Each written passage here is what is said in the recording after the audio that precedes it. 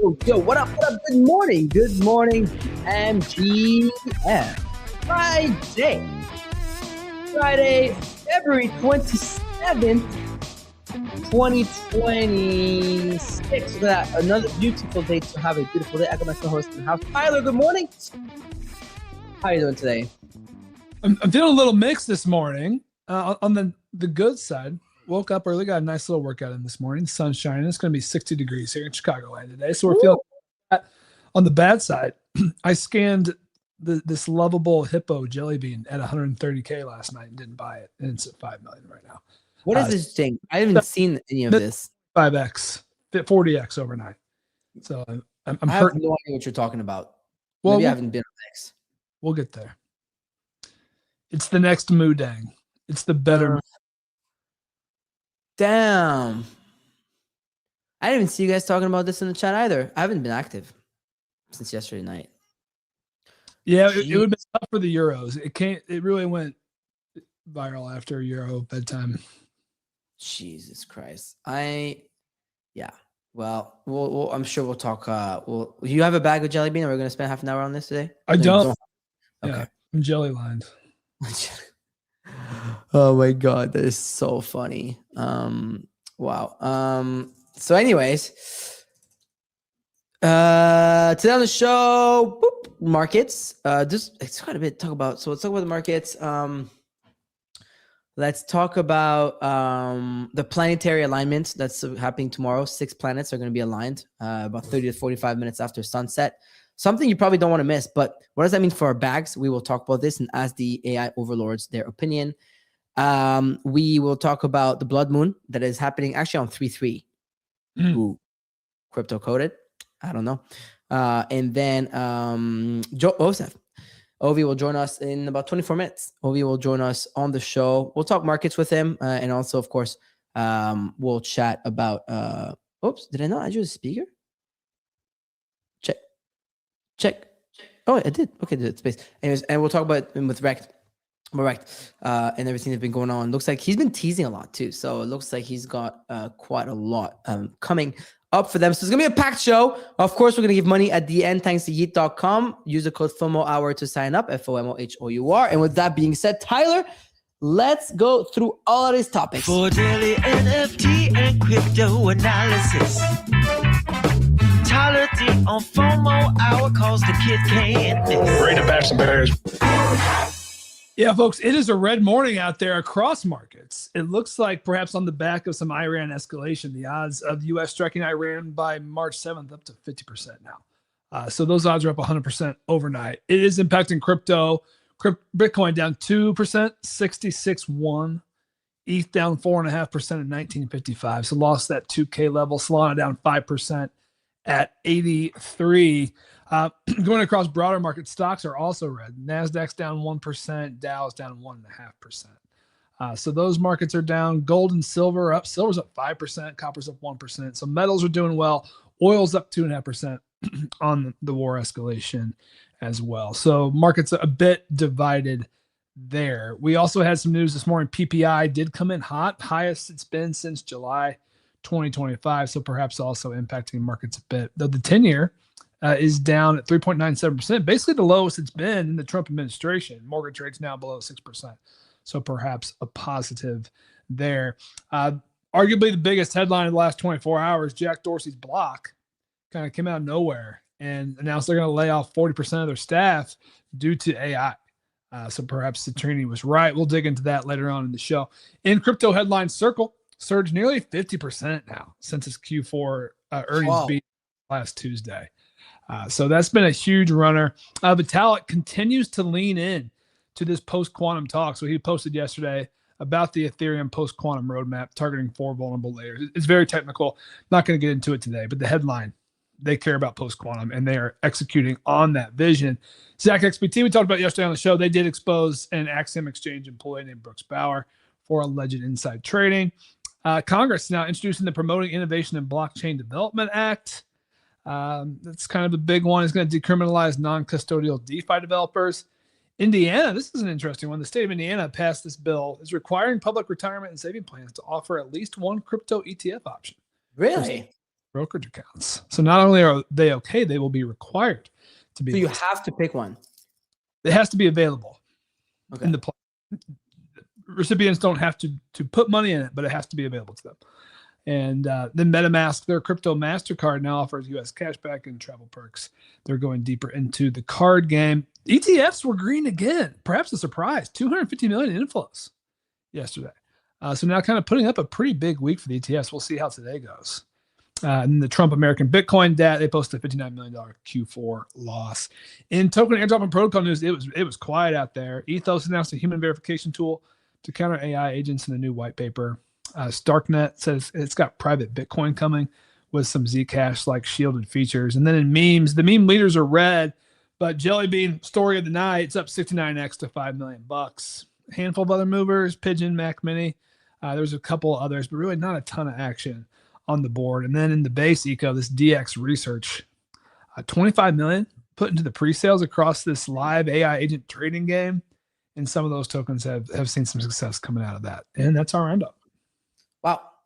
Quite the roundup. I mean, look, market's down on, I literally warned about this like every day this week.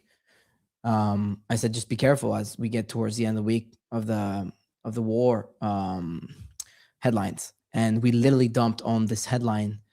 I'll show you. I think one of your quants also shared it. Your fam quant shorted it, Shardy. She said that affected the markets right away, and it did. This one, the U.S. embassies that are this one, literally this one, U.S. Embassy of Jerusalem. We literally sold off this post. U.S. Embassy of Jerusalem saying that non-essential staff and everybody, has to. All the personnel and family members are being moved, etc. And then and we moved off that, directly dumped from about $69,000 back down to $66,000, maybe even lower. I think I saw a 65 print at some point on TradingView. So nothing we didn't know about, right? I think the deadline's passed now, and it's a strange one, right? It's like they're supposed to meet next week. I think early next week, Monday or Tuesday. So I still don't think folks are. There's also something to do with the moon and how it perhaps impacts strikes at night. So I think that perhaps is impacting the timing. Actually, yeah, I think definitely. Like, the military does not like to strike under full moons because it's brighter. And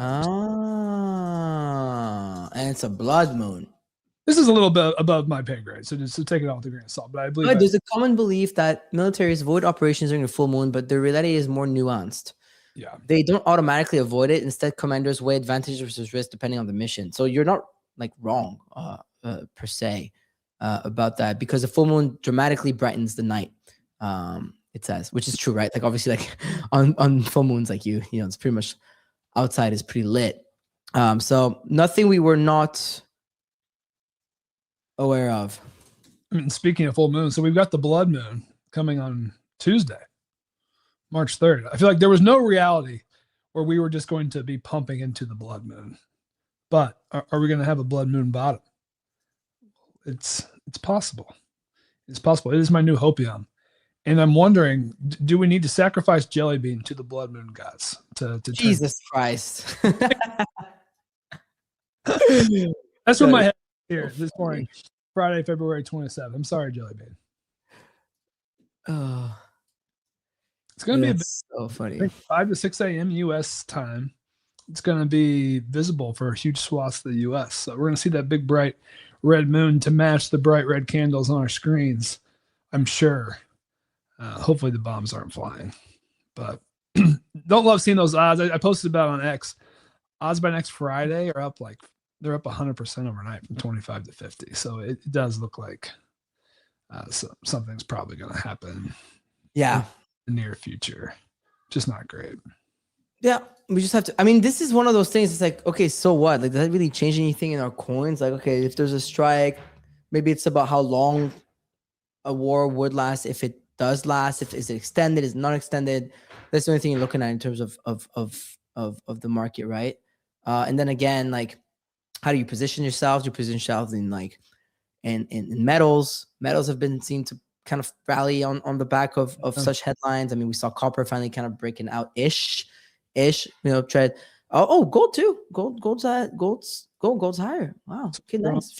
52.40. Wow. Okay, cool. I was considering cutting that end of copper last night. Thank God I didn't. So I still have those positions on. And then, is that good for our privacy bags? I don't know. We'll see. But I'd rather hold like copper, silver, gold than USDC on these headlines. Volatility. It seems like that's the play.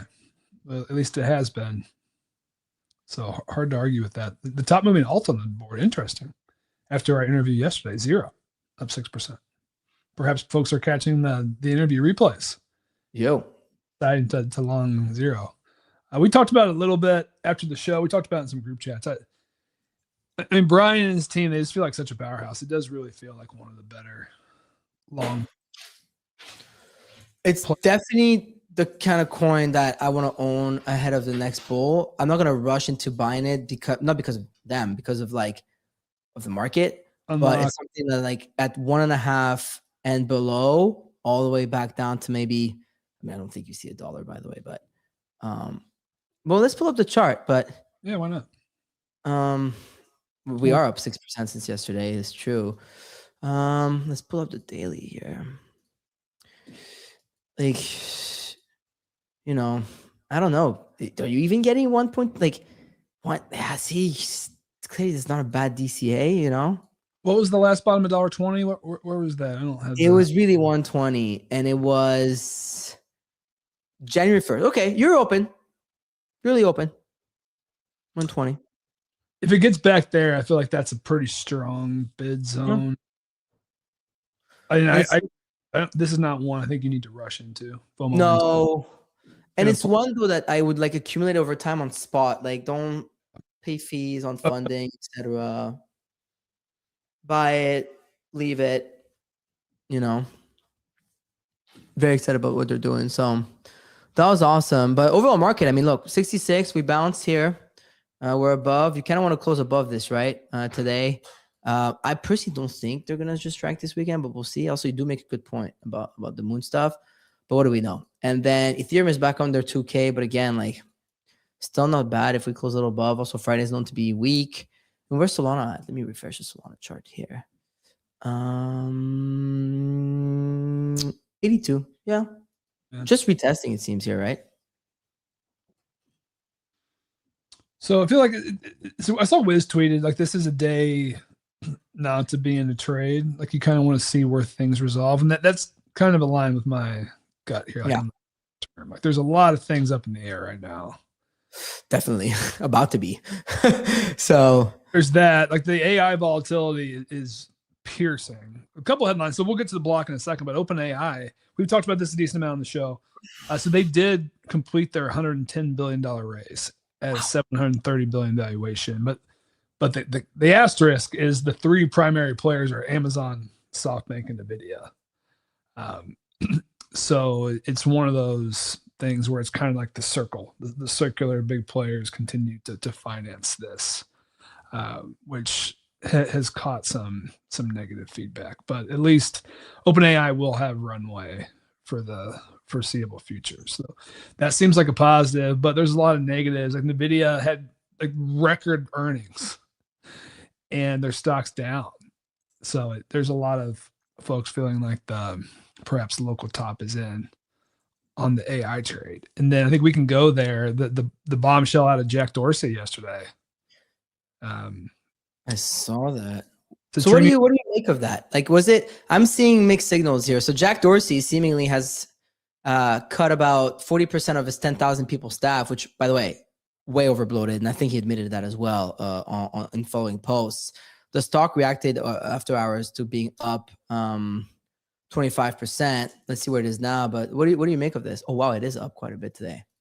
I think the consensus reaction was, oh, shit, Citrini was right, and it's happening fast. And I saw a lot of people in the timeline comparing it to like the COVID and like the day Rudy Gobert blew on the mic, and that was the day the NBA shut down. It's like that was the day that like, oh shit, COVID is real and it's here. I'm not there, and I posted yesterday like my contrarian things. I feel like this is more of an exception than the new norm. And my primary view on that is I think Block is a unique company. I'll get to it in a second. I do believe a lot of companies in corporate America are very bloated, and AI could do the jobs of a lot of employees. I firmly believe that. But I think there's a lot of other decisions that go into the calculus of slashing 40% of your staff that a lot of CEOs won't want to go that route just to see a 15% bump in the stock. Maybe some will, but I'm not there yet. Perhaps I'm putting my head in the sand, and I think a lot of folks disagree. But there's a lot of other factors that go into play, and then specifically for this case, like you kind of went there, but we know Elon took over Twitter and slashed 80% of the staff, and that had nothing to do with AI. Yeah, and he's in Jack is slashing 40%, so half of that. If you go look, I looked back at the workforce numbers; they're basically back to pre-COVID numbers. The company blew up, and then if you look at the stock has been down 80% from peak and basically flat since 2022. So Jack said the company's fine. It's growing. This is purely because of AI. I don't know. I think I've seen other reactions to maybe that's not truly the case. What's with that $68 million party? So, I mean, hey, like that is a crazy headline, but I do understand how that can happen. So like my wife's company. Wait, you understand how that can happen? A fairly large company, so that they flew everyone to Singapore for a week. So they did their company event in Singapore. I don't know how many employees they have, 5,000, whatever. Flying everyone there, hotel for a week, and then company events and parties. Like that bill adds up pretty fast. And I think basically that's what they did. They had all their global employees come to San Francisco or something. Yeah. So I do see how that happens, but the timing is terrible to spend all that money on a party and then lay off 40% of the people. And one of the factors in the calculus here is like, I mean, employees are going to be angry, right? Like, I mean, he's giving severance to everyone, but I know, I'm not saying it's enough, but it's about $500 million in severance that he has to pay out. It's pretty good. It's 20 weeks, 6 months of health insurance. I mean, that's about as good as. I mean, that's pretty generous, right? 20 weeks is how many months? Multiple months, right? It's more than 4 months plus 5 months. So 5 months severance for these employees is like, he's not just laying them off saying fuck off, right? So people are shook. People are shook. I think market's probably shook a little bit. The fact that the stock pumped is, I think, the primary item that people are pointing to, like, okay, now every CEO is going to try to do this.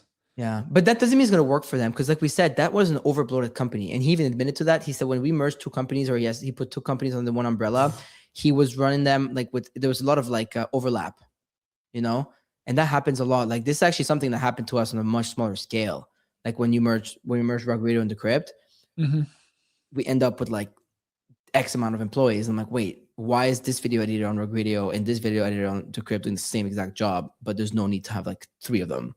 Or why is this producer and that producer? I was like, why is there X amount of writers when there's that? So it's like, just so you know, like obviously we experienced it on the scale of like 1 to 1,000th of them, literally, but it's a real thing when you put multiple companies together and you realize that companies are overbloated. I think the new flex is not even like how many employees you have. It's going to be like how efficient are the very few employees that you have, which is why crypto companies are actually in a very good position to win. If you look at if you study the companies that make the most amount of money per employee, it's really Tether and Hyperliquid. And then it's like OnlyFans, I think, or something. But like Tether and Hyperliquid are up there by like way more. Yeah, I mean, it seems like the new model is just to be as lean as possible, right? And that you don't really need to overhire. I do think that will be the new business model. But I also don't necessarily think that means that huge companies are just going to slash 40%. But yeah, and they already have been slashing, right? Like a lot of the Max 7 has been firing people forever. I mean, 10% per year. So like I grew up in the consulting world. The rule was the bottom 10% gets cut every year. And like, I'm like, that makes sense to me. Just like up or out effectively. But 40%, like where are these block folks going to go get jobs right now? And some of them are probably like on the higher on the totem pole, you know, having worked at a company like Block. And then if you get more and more of this, it starts to become a real problem. And then that's where you get into some of the Citrini articles and like housing market crash. So having concerns, wanting to prepare yourself absolutely is the right reaction. But we're in volatile times. I think a lot of folks, it's hard to know, it's hard to project how this is going to play out, which I think leads to more anxiousness, anxiety. Unfortunately, that's how block stock is going to continue to perform as well. I mean, so it's up 17% today. We'll see. Let's see how it keeps going, right? But it's a big one. Arguably in the timing, right? Just 4 days after the Citrini article. It's like right? Jack read it. It's like, all right, this is what I'm going to use. It does feel like quite a shift. I tweeted about this yesterday, but I do think it does make people think twice. It makes everybody look at AI and see. I mean, they're not wrong. Like a lot of the people on the jobs are going to be made redundant. So like if you're listening and you think that your job is like at stake and be made redundant, you should probably start learning how to use the AI rather than trying to fight it, etc. So that's really interesting. Anyways, what else, Ty? So Magic Eden, they handed over strategy to their AI, and they decided to cut ordinals as its first order of duty. Oh my God. But what the headline is not a joke. So Magic Eden is reportedly going to sunset their EVM and ordinals marketplaces along with their wallet, which is like a wild headline, specifically because, or for multiple reasons. But one, you had to use the wallet to get your airdrop. And like, I mean, a lot of folks probably still have some dust in there, if not some like actual capital. And I guess they're just going to get rid of it. And then also like for ordinals specifically, ordinals and runes, I actually don't know what other websites to go to trade these things. Like it's not in my day-to-day operation, bro. I'm sure there's a few others. So we're gonna have a funeral for ordinals, it seems. Yeah. Unfortunately, I haven't checked in on prices. I have to imagine they're down significantly. I don't. I think I'm over that. Not that bad. They're down 10 to 20%. Yeah, after being down 98%. So there's 15. that. Oh man, what are we gonna do with those? And then I see Ovi's in the studio. We'll go to him in a minute. Oh, he just got up, so I'll go to him. I'll bring him up. We can chit chat with him about some of these topics. But anything we missed, Ty? Those are the main ones. We missed the Tether story. Maybe we just talk about it for a minute, just because it was a big one from a couple days ago. So Tether did invest $200 million into WAP, which values WAP at $1.6 billion. I actually wasn't super familiar with WAP, but I guess it's an online marketplace built around like the creator digital entrepreneur economy. So you can sell courses, like anything that you can sell online, like e-commerce effectively. Selling courses, Discord, software tools, trading groups, all that kind of things are sold on WAP. 18 million users. They're doing $3 billion annually, growing transaction volumes 25% month over month. So some very strong growth. And what Tether's going to get out of this is WAP's going to integrate their wallet development kit. Effectively, USDT will now be able to be traded on their platform, and also going to give them effectively a self-custodial wallet for their community. Wow. And this is going to fund growth across. WAP is now going to expand into Latin America, Europe, and Asia, where arguably stablecoins might make even more sense. So this is a huge bet by Tether. I mean, granted, these guys have tons of money. I think they're profiting $15 billion a year, right? Yeah. So I guess it's a drop in the bucket when you're making $15 billion a year, but $200 million, big investment. Yeah. What an investment. And like Tether is really smart because they saw that early on. Like they got a huge stake of Rumble. Now they're doing WAP. Like they're really getting like ingrained in like core internet culture in a very big way. So they're making all the right moves. You know, they own all the gold. They're about to own all the internet very soon. So shout out to Tether here. That's a pretty smart move. Anyways, let's bring Ovi up. Oh, wow. Okay. Live from the dungeon. What's going on here? I'm not leaving the dungeon until it's a bull market again. Oh my God. That is great, Ovi. GM. How you doing? Yeah. Doing great. How are you doing? Oh my God, I love I love this background.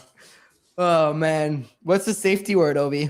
Oh gosh, it's Friday. No, I'm doing well. I was just actually unrelated, locked in a room, but I managed to get out. It was What okay. happened to that? Take us through that, because I saw your message in the FOMO chat saying that you're locked in a room. Like an escape room?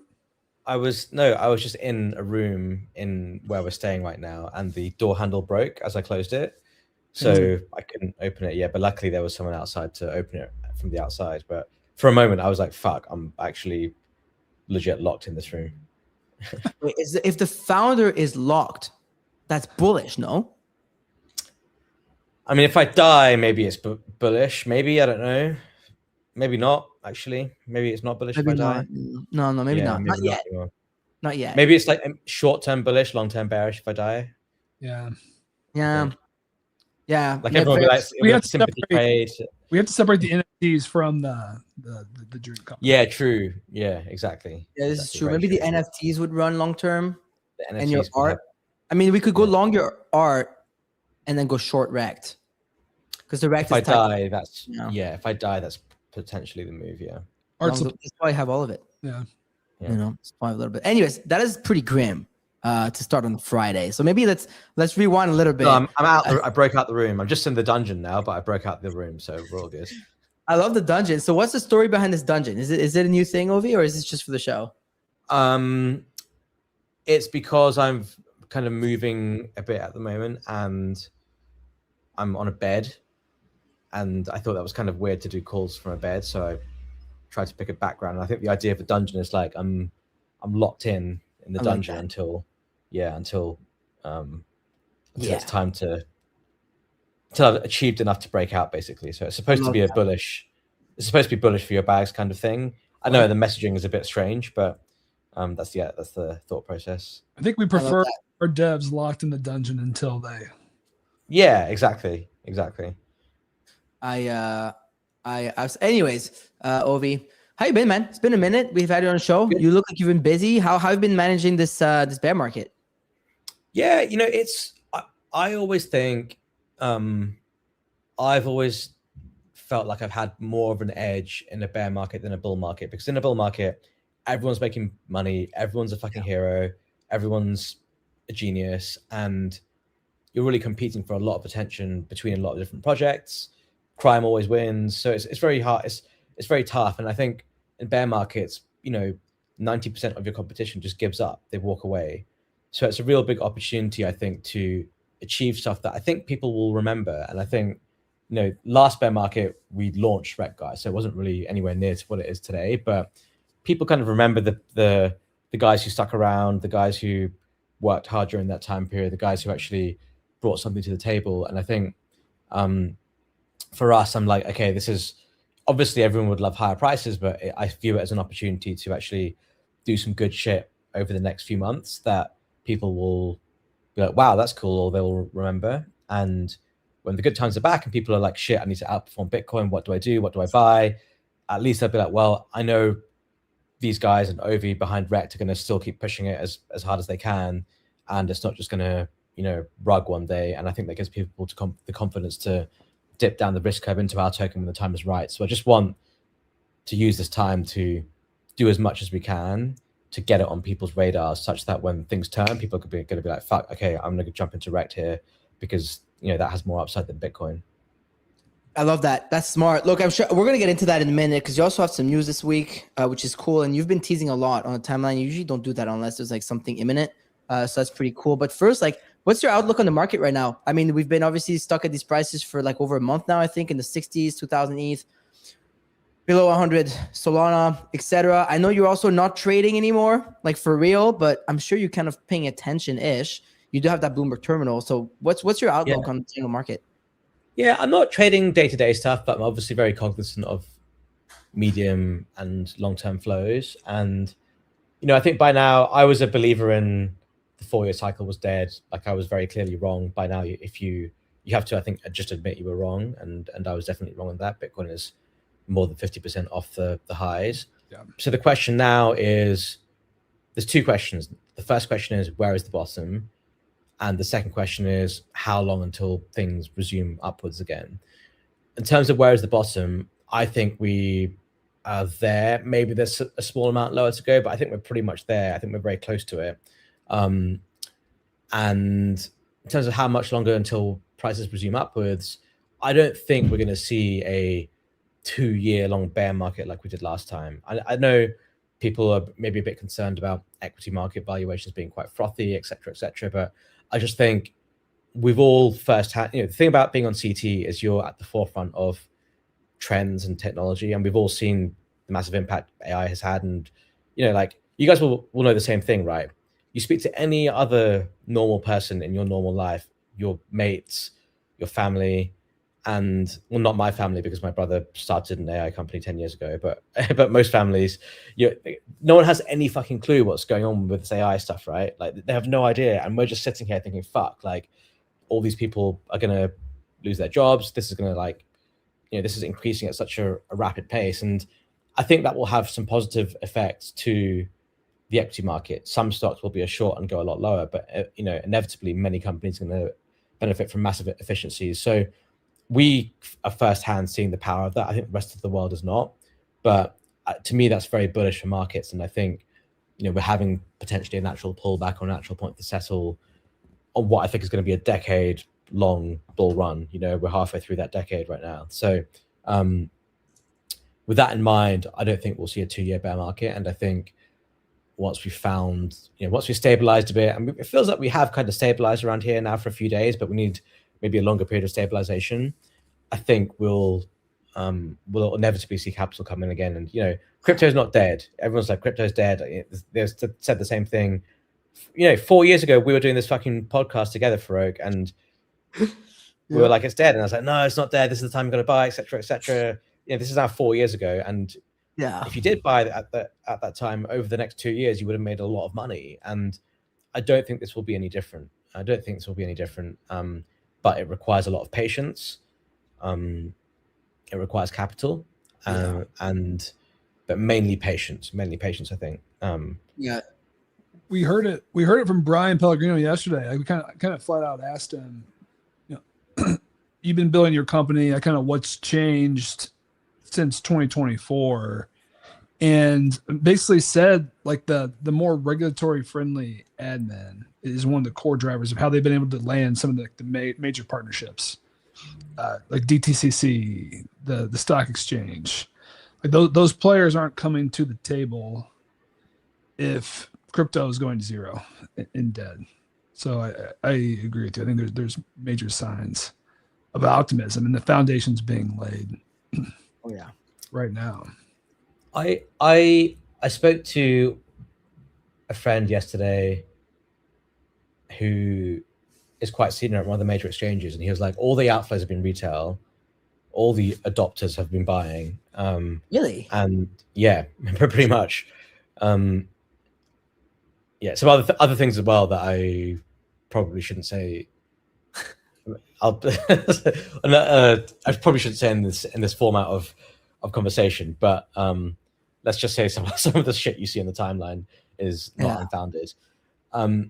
But I think if your life in crypto is logging into crypto Twitter every day, it's very easy to let that take over your mind. And it takes the world, the investing community, to invest 1% of their assets under management into crypto. That would be greater than the entire market cap of Bitcoin, right? So things will come back. I feel sometimes you feel like an idiot saying it, and everyone's like, oh, like, what would you buy now? This kind of stuff. And I feel like I went through the same thing 3 or 4 years ago. Everyone was like saying the same shit to me on the timeline, comments that we'd get on these podcasts, etc. And at the end of the day, like, it takes a long time to play out, but when it does play out, you're the one that makes a lot of money. And if you wait for the time to be good, by definition, you're just buying at higher prices. And you want to, in my opinion, if you have the capital to do so, and even if you don't, if you have means to DCA, whatever it is, now's the time to accumulate large amounts of size, because when things do go higher, you want your problem to be, oh, let me now figure out when I want to sell my stuff. You don't want your problem to be, oh fuck, it's up 300%. Do I FOMO here? Do I not? Do I buy something else? Like, you don't want to be making those tough decisions. You want to be in this position where you have this massive bag that's up a lot, and you're just able to DCA out of it over a long period of time. And I feel like most of 2024 and 2025, my biggest trades were just selling stuff that I bought in 2022 and 2023. That's you cleaned up in 2022 there, right? So I mean, any lessons or takeaways from that? And I know you're not as kind of active trading right now. You're running the company. My biggest. So I think that when I speak like this, the response I always get from people is, well, I don't have any capital. I lost all my money in chasing stuff, gambling on stuff. I've lost my money. I have no capital. And my response, I have two responses to that. The first response is, even if you are DCAing with $1 every month or $1 every week, whatever it is, a tiny amount, I think it's worth doing, because you just want to train your brain to understand what it means and what it feels like to buy at lower prices. It's like muscle memory. When something drops 20%, 30%, you want to be like, cool, like, let me buy a little bit here, let me buy a little bit here. Even though it feels counterintuitive, you want to have that in your muscle memory. So even if you're not doing it with a lot of money, you're doing it with just $1, you just do it with a fucking dollar and get yourself into that motion. And that, I think, will train you to act better when prices go down, and when prices go back up, you want to be doing the opposite, right? Chipping out of it.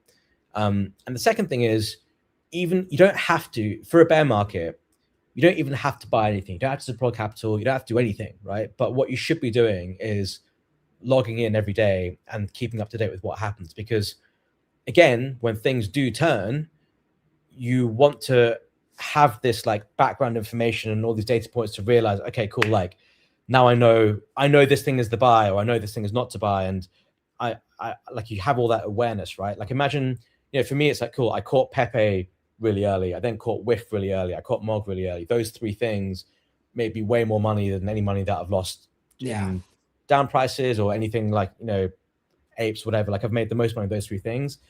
My ability to purchase them all early was because I just stuck around throughout 2022, throughout 2023, saw it come up because I was just, logging online like I am every single fucking day.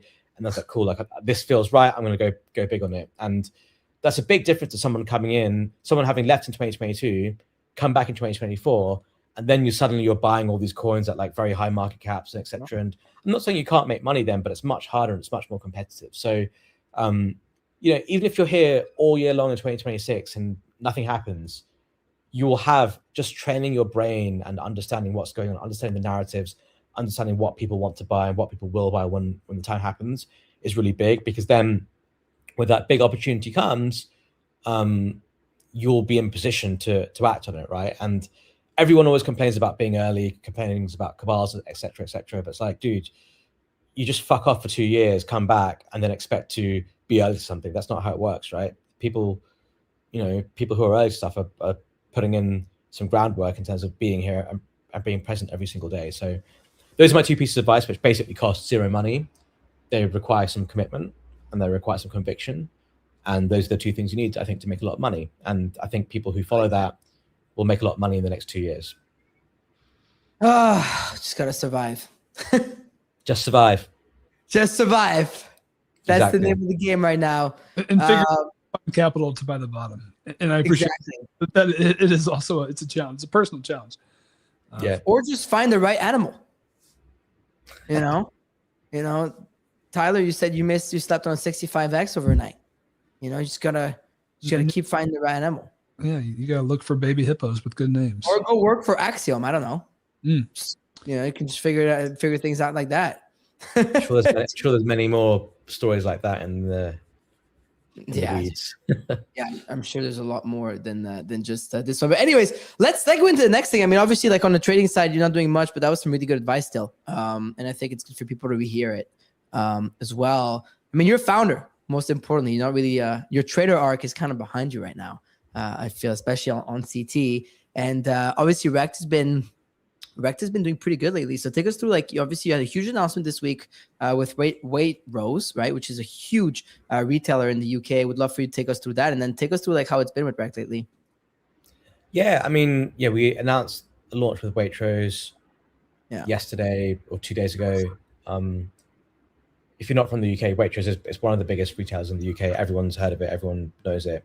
So our goal this year has always been, we did really well at selling stuff D2C from our website. But the goal this year is to scale. Let's be present in more locations. Let's be present in more stores, and let's increase our top line revenues by both D2C sales, but also just traditional retail and distribution. So obviously Giant Eagle was a really successful launch that we had in December and January, and we are something like 25 times, I think actually 30 times the sales target they gave us in that. So we absolutely crushed that. How many cans is that? Can you share that, or?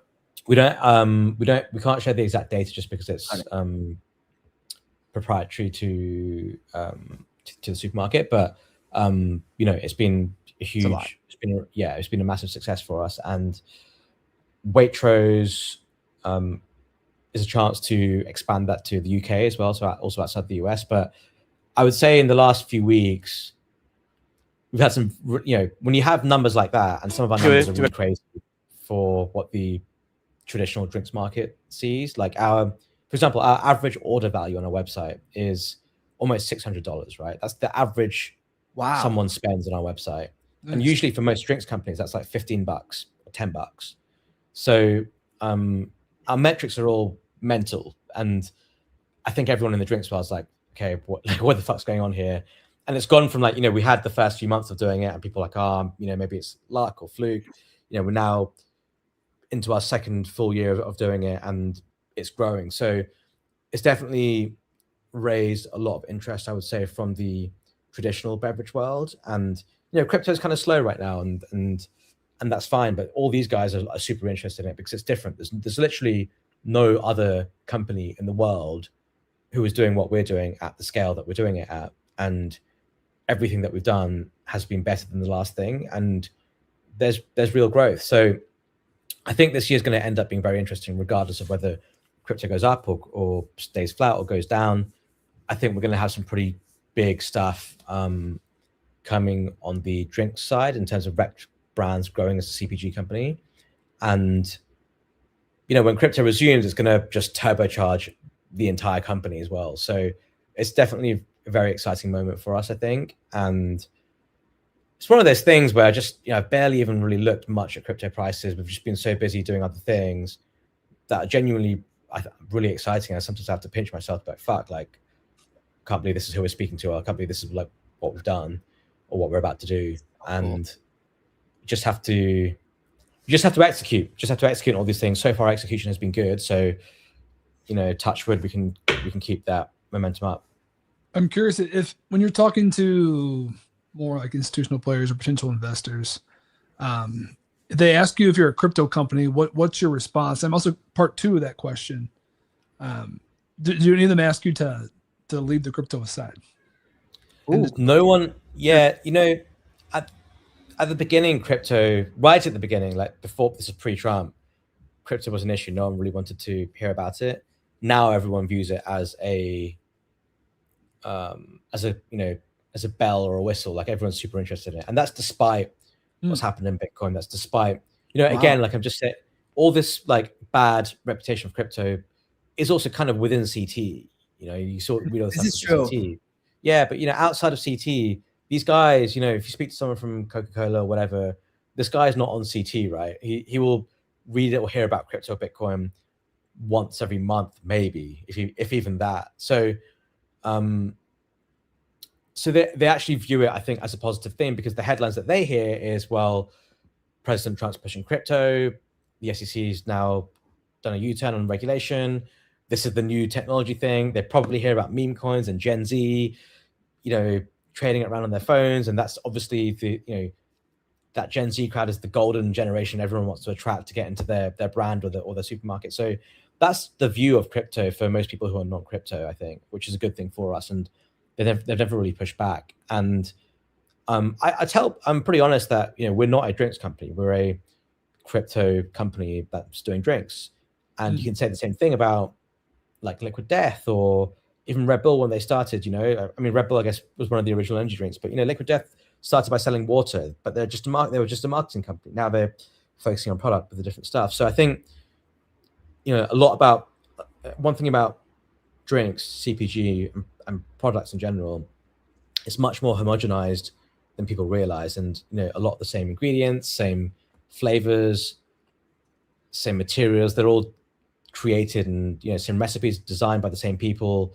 And then it's up to the brand to package it up, market it, and tell a story that people want to be part of. And we have a very strong story, a very compelling story. And I think we've designed our products, especially the energy stuff that's coming up, to be quite interesting and very good product market fit. But we have a really good story behind the brand, I think. And the brand just works. Part of the reason why this works is the brand just works. Like REKT is a cool word. Everyone understands, resonates with it. The branding fits and it all works. So it does. Our strong point actually is the whole marketing stuff. I think that's our strong point. Well, it's cool. Like you can see it, like the whole X Games thing made sense.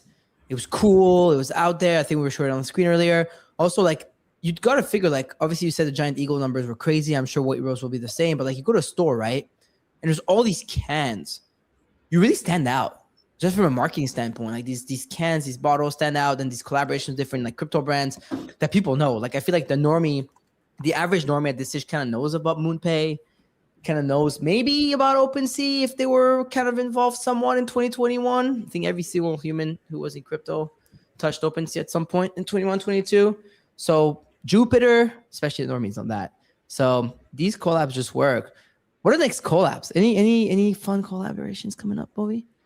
Yeah, we should have one. I mean, we've got 2 or 3 in the back pocket.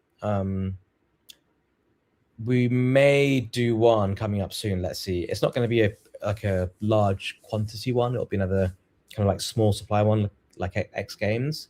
But we should be launching our energy drinks next month. Energy powders next month. So they go into production now.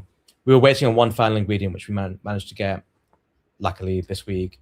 So that's the thing I was worried about, because if you're missing one ingredient, you can't produce it. It sets everything back. So fingers crossed, we're going into production Monday, Tuesday next week for the energy powders. And that means we should be able to launch them in March. And then the energy drinks won't be too far behind after that as well. So those are the 2 things I'm super excited about.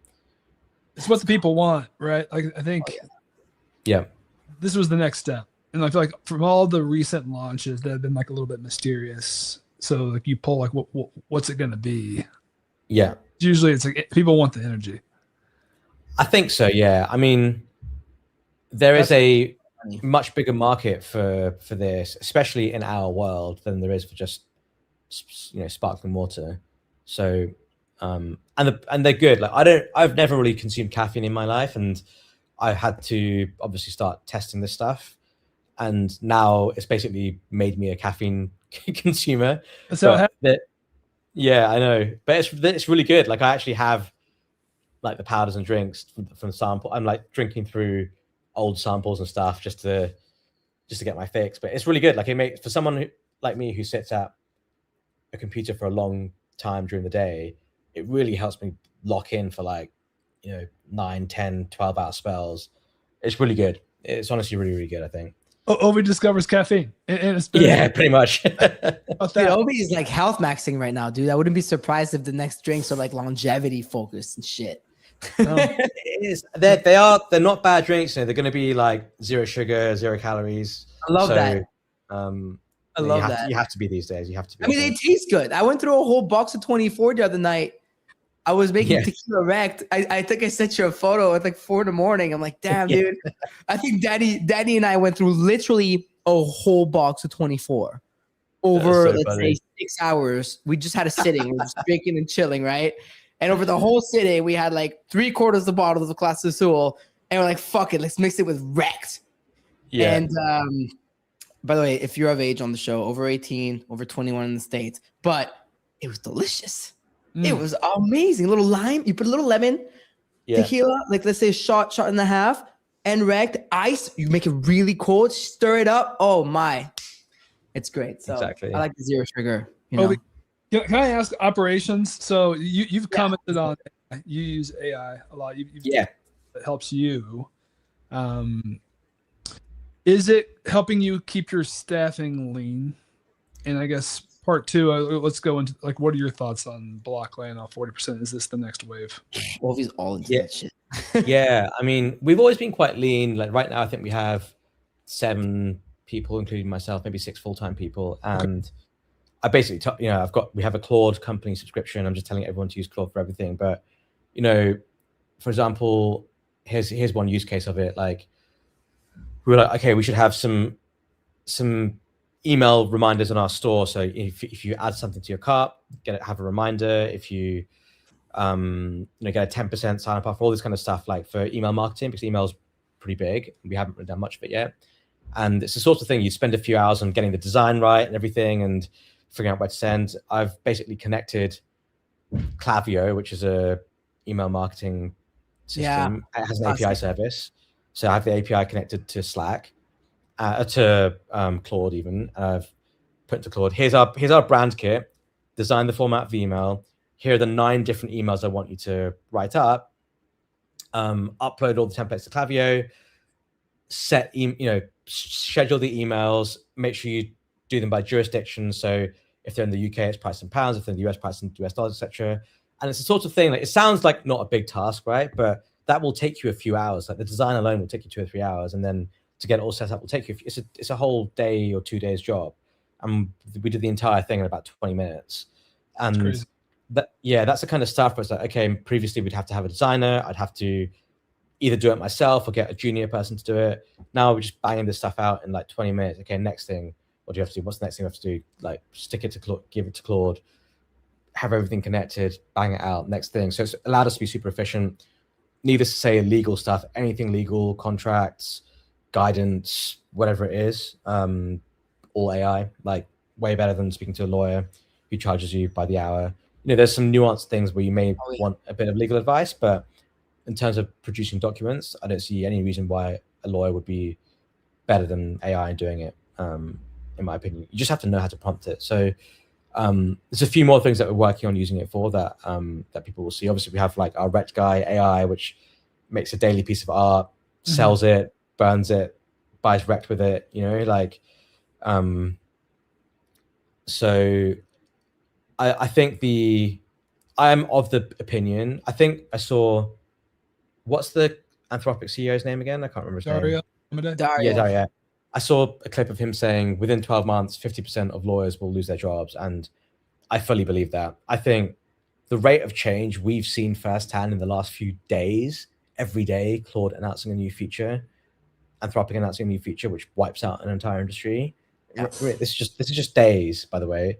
Yeah. And we were only at the end of February. We have the entire year left. And not only is Anthropic going to keep shipping, but OpenAI are going to compete against them, right? Like Google is going to compete. Like they're going to all come up with new stuff that's going to just continue to break down barriers. And the funniest thing about all of this is they can now use their own AI systems they've built to then build the stuff. So even these guys they're accelerating. The rate at which they're operating at and shipping is accelerating because they're all using AI to do it.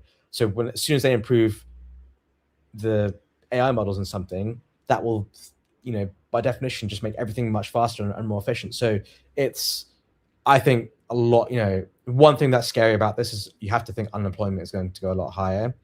And it's a bit of an existential crisis. I don't think we've seen, at the risk of sounding like Clemente doing his doing his videos, which I think are fucking awesome, by the way. But I'm having an existential crisis. I just don't know. What do you want your kids to do? How do you teach them what to learn in school or what to pursue, right? And this is just AI, by the way. Robotics over our lifetimes is going to go crazy as well. So I just don't know. I just don't know. I honestly don't know. And I think the only thing I can think of is the best way to be future-proof is understand sooner and better than everyone else how to use these tools to achieve outputs quicker and better than everyone else is. And I feel like that's what we're doing in our company. And honestly, I would be very surprised if there's any other CPG or drinks companies that are this far down the AI crypto tech path than we are. And we're not doing anything crazy. We're just selling drinks. But, you know, the bigger companies probably have hired someone and brought someone in to do a research thing, investigator, bring in McKinsey or whatever. You know, for us, we're just doing it every single day, like hardcore. So I'm hoping this is going to give us an edge in coming months and years, I think. For sure. And increased shipping speed. Just there's a lot. So yeah, we're seeing it. I think you guys are moving super fast. So much. Yeah. Yeah. I mean, everything that we've done to move this quickly with such a small team has actually only been possible with AI. There's so many things we've done, so many corners we've cut by using AI. And I just want to make sure we're always at the forefront of it, because this is not like, oh, I really believe in Bitcoin, I really believe in crypto, I believe in meme coins. This is not any of that stuff. This is another level of like, fuck, this shit is it's insane. If anyone, I'm sure most people listening to this will realize this because we've all seen it firsthand, right? But imagine like 90% of the world hasn't seen this. What's that stat? Like 0.3% of the world are using a paid AI service. Like, imagine that number goes to 5%, 10%. Like, it's going to be insane. It's really, really going to be insane. And this is not an abstract concept. This is just like when someone sees it in action, they're like, fuck, this is mental. And just most people haven't seen it yet. It is. I'm trying to avoid an existential crisis. I've been close a few times. Yeah, I'm right there. If a day does not go by where I'm like, fuck, this is just mental. Like, I think about it a lot. I'm still just leaning into math, logic, writing. I mean, and they're young, right? I mean, you have to be good at all these things. And then, but like if I had a kid in high school seniors, that's like the toughest, I think. It's like, what do you tell a kid going into college to do? Yeah, I don't know. I actually Googled it. I applauded this today. You want to know what it told me?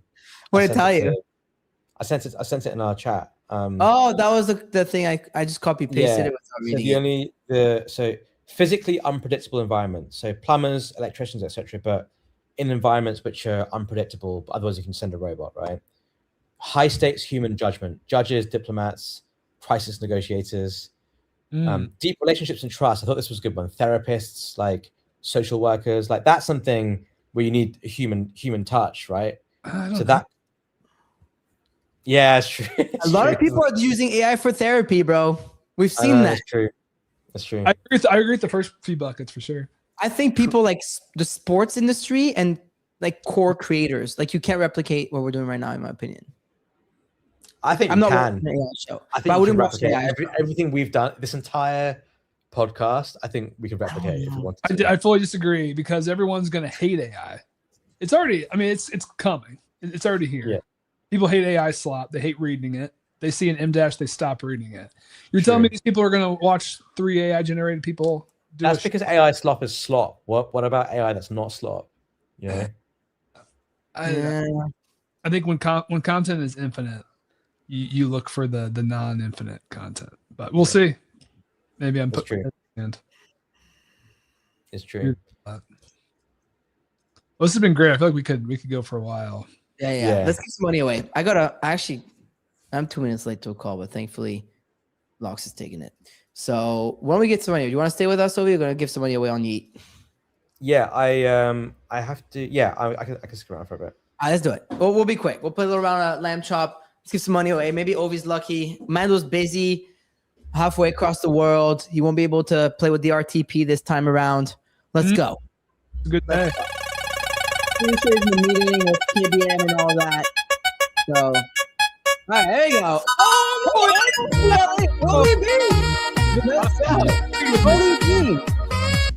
Holy bean. And it is Subscriber Friday, right? So congratulations to Holy Bean here. Is he here? Oh yeah, he's here. Holy Bean. Look at that. Everybody's hyped up. I like when it's like a proper, like, long time listener that wins. Where is he? Where are you, Holy Bean? He just commented. Oh, the comments were bugging. There you go. There he is. All right, let's play some lamb chop, Holy Bean. Where'd you want to go? Yeah, you want to do easy? How you feel about this? Ooh, I'm feeling good about this one. We got Ovi. Maybe I'll bring in some luck. So congrats, you already made $500. Remember that you now have to log into a Yeet account every single day and claim $100 a day. All right. Mm-hmm. All right, Holy Bean, where do you want to go? Easy Where track. do you want to go? Easy to the tracks. Let's go. First run. Let's get him to the track. Oh, yeah, this is a good run. Yo, this is so clean. All right. That was easy. Oh, it's crazy. Easiest run we've had. That was a clean board. Oh, my God, it was clean board. Maybe it's Ovi, I'm telling you. Oh, I'm You not. know? I'm gonna gamble a little bit. This is a barn run. Diego's just screaming. Diego's a type of friend that you need, but that you hate. Oh, you really want to cash out the best board we've ever had? All right, Holy Bean. Oh, really? He's gonna cash it out? I would have gone to 1400. I think. Oh. Cash. Meanwhile, Ovi's tweeting about saving the UK. Are we really cashing this out? Like, are we really cashing this out? I mean, $700 is like one Ethereum. It's like 100. He's got a whole man. 10 still, actually. All right, let's cash. Hall of Famer! Diego, Hall of Famer! He would have lost! put him on the. Hall of Famer, Holy Bean! Congratulations! You get another run. Holy Bean! They tried to get us on that one. That was Shout out to Diego. Diego deserves his flowers here. good job, Diego. So he's already up 1150. One more run. One more run. One more run. Let's go. Wow. You know how I would play this? I would probably up the difficulty and then just try to go to like 3 or 4. Because like the odds of you going back to the track. This guy. This guy. All right, Holy Bean. Easy. All right. Easy, but where?